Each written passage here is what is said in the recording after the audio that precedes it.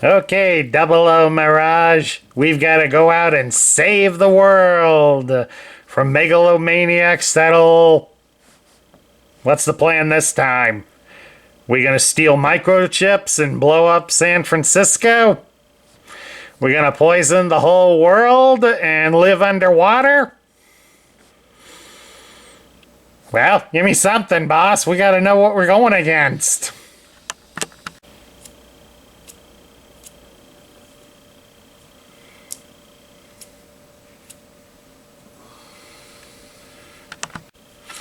Hello everybody, Sparkster1701 here, and today we're taking a look at another popular Autobot from the 1984 lineup. This is Mirage. Mirage was available in 1984. He would also be available in 1985. He would be discontinued in 1986. Now, supposedly, when the Mirage toy was designed, it was apparently intended to work along with the launching mechanism from the trailer that was included with Optimus Prime. However, since the launch feature was neutered for the American release, it really doesn't serve a purpose whatsoever.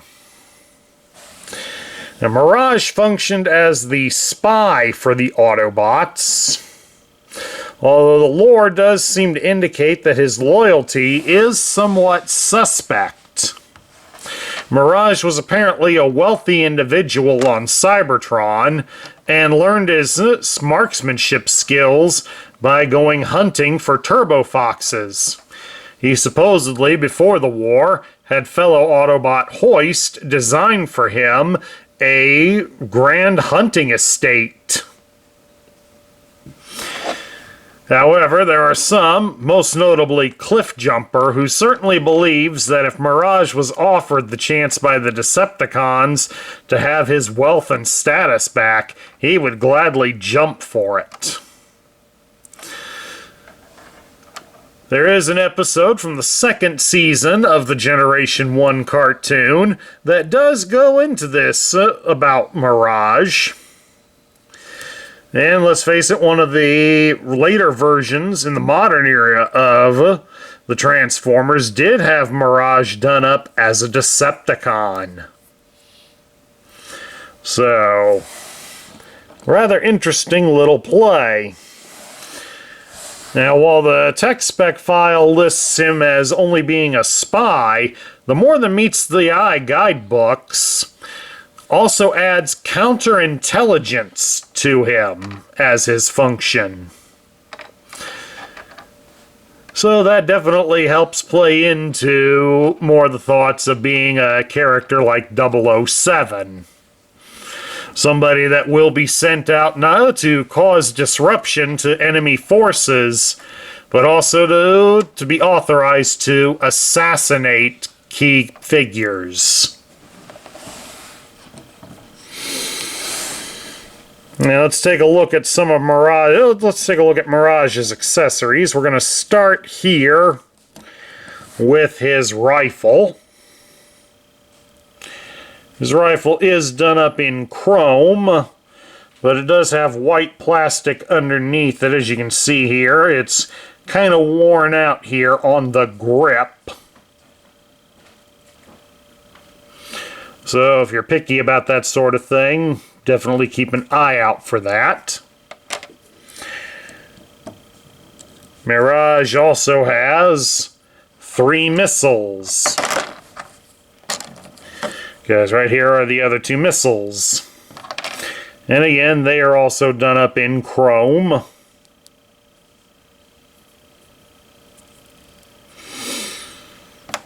And then lastly, Mirage also has a missile launcher. Like his buddy Sideswipe, the missile launcher on Mirage is made of a very hard plastic, so it does tend to break very easily because it gets stress-worn. There's no give on this. Hasbro would learn that a lot with many of their G.I. Joe figures. Some of them would have hard accessories that would either break the accessory or, in the case of many of their guns, it would break their hands, rendering them unable to even hold the weapon or any other weapons. Some of those issues would get corrected in a reissue of the figure, but this is something that never got done on the Transformers. And of course, Mirage is a popular figure, and there have been some other versions. I only happen to have one of them. This is the Siege version of Mirage. Now, a version similar to this one would be released under the Netflix banner for their War for Cybertron cartoon, and that one would be done up as a Decepticon.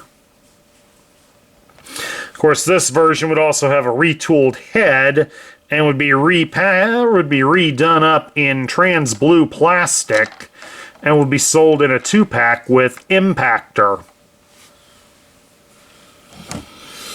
Needless to say, I wasn't fond of that set, and over the years I've gotten less fond of it. Mainly due to it being repaints. Get tired of those after a while. At any rate, we'll take a look here at Mirage's articulation. You can rotate his arms at the shoulder, but the tires get in the way of that. And you can also bend his arm at the elbow about 90 degrees, so you do get about what would be standard on Mirage.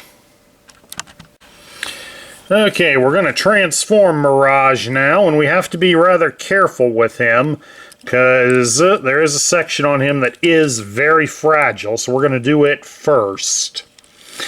You rotate him around here at his waist. Now, Mirage does have a very thin metal rod that allows him to turn here at his waist.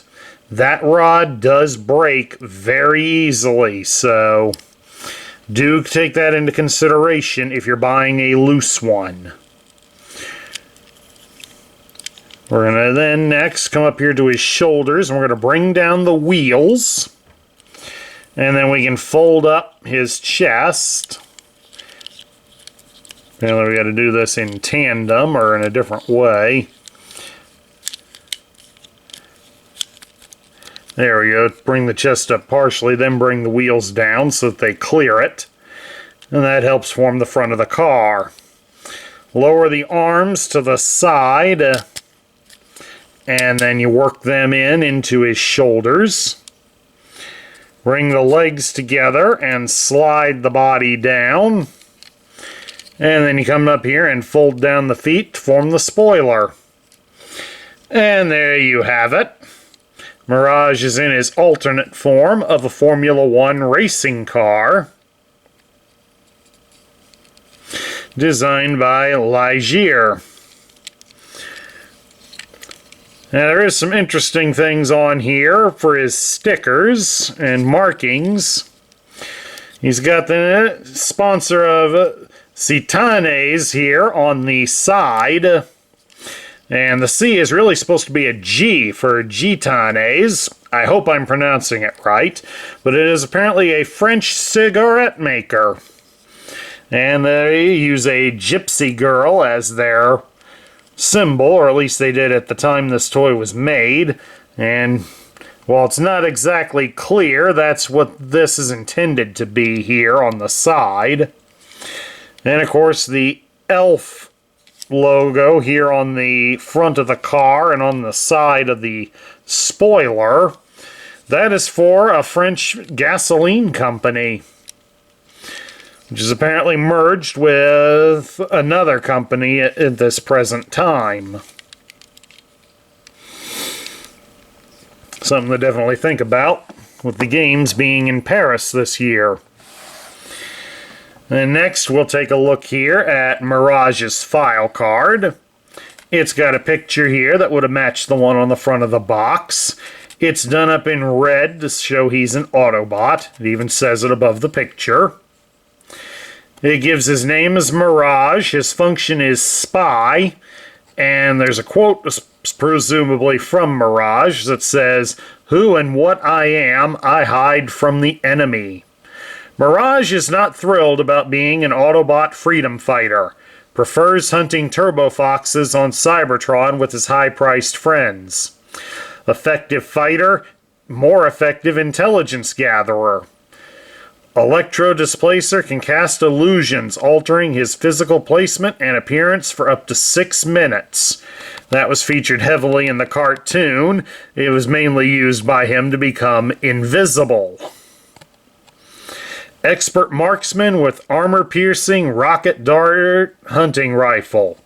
Unsure of Autobot cause. Can't be fully trusted. So that line there at the end of it helped inspire a whole episode of the cartoon. And now we look here at the tech spec grid. Normally you'd need the red decoder, but I can read this one pretty good. It gives his strength as 6, his intelligence is 9, his speed is 7, his endurance is 5, his rank is 7, his courage is 5, his firepower is 6, and his skill is 10. So all in all, rather good stats. So now we get down to my thoughts. While I've always been a fan of Mirage and do enjoy the spy type character that he is, I don't really like this toy. There's, like many of the Generation 1 originals, it's easy to look back on a lot of these guys with a fondness. After all, many of you who are watching this channel are probably like me. You grew up with these guys. The problem with many of them is the fact that they were extremely fragile toys, and time has certainly not helped that in any sense. I had a Mirage toy that you saw in the lineup, the compilation lineup at the beginning. That's not this one. While filming that, mine broke at that spot that I mentioned, necessitating me having to buy a new one. And this new Mirage was expensive to buy. So I also had to buy Sideswipe as well to replace one part. So there went a fair amount of my money to replace those toys. I mean, all in all, it's a nice toy, a good throwback to an actual real vehicle. The problem, though, is just that the toy itself is too fragile. If you want a Mirage for your collection, there have been quite a few done in the modern era, and I would certainly recommend them over the original, simply because many of them will likely be a lot sturdier than this one is. At any rate, that's my review of Mirage from Generation 1. I hope you all enjoyed it. Please do remember that if you love the content we feature on this channel, I would appreciate a like, a share, and a comment. And please do subscribe if you haven't done so already. This is Sparkster1701 saying I'll catch you all later.